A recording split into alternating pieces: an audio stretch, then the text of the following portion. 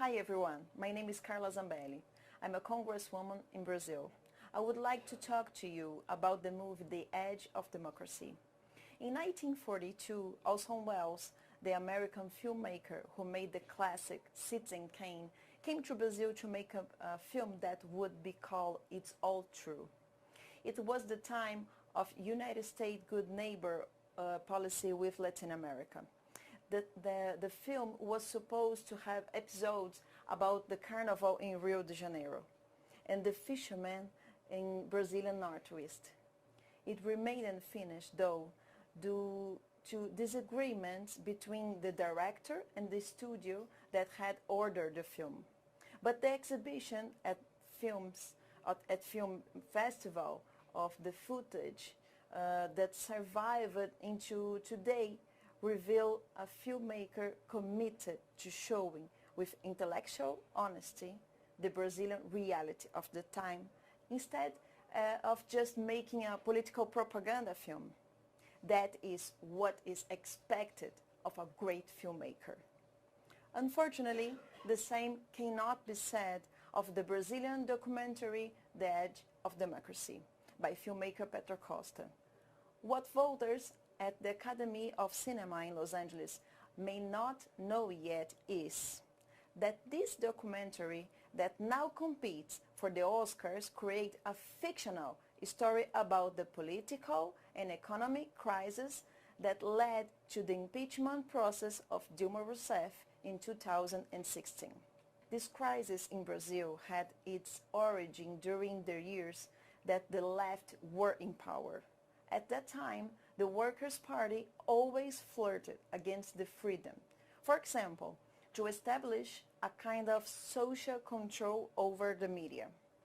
It was during this period as well that Brazilian democracy lost some credibility due to the biggest corruption scandal in national history, revealed and dismantled by Operation Car Wash, which changed the direction of Brazilian politics. It revealed, for example, that huge bribes were paid by the government to brokers and politicians in exchange for contracts with the National Oil Company. That's when it all started. The crisis that transformed all Brazilian politics began and led to the impeachment of 2016. Gained political legitimacy thanks to the genuinely popular movements. Millions of Brazilians took to the streets to protest against political corruption and economic disaster. But Pietra Costa seems to prefer the biased version created by the Workers' Party.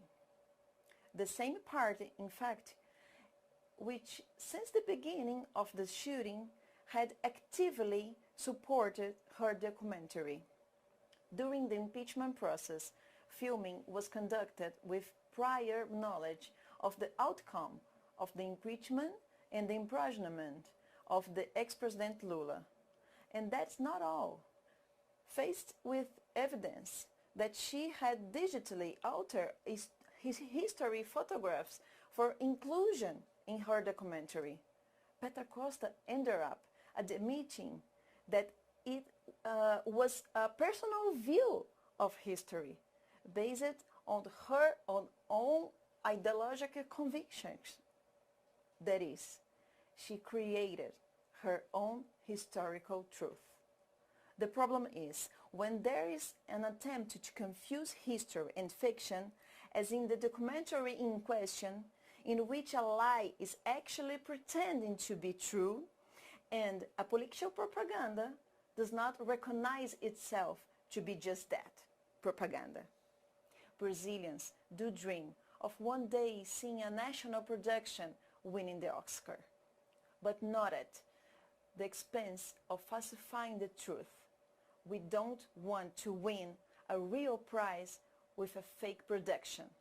We know that, unlike that unfinished film about Brazil by the great Orson Welles, this documentary by Pietra Costa could very well be called It's All Fake.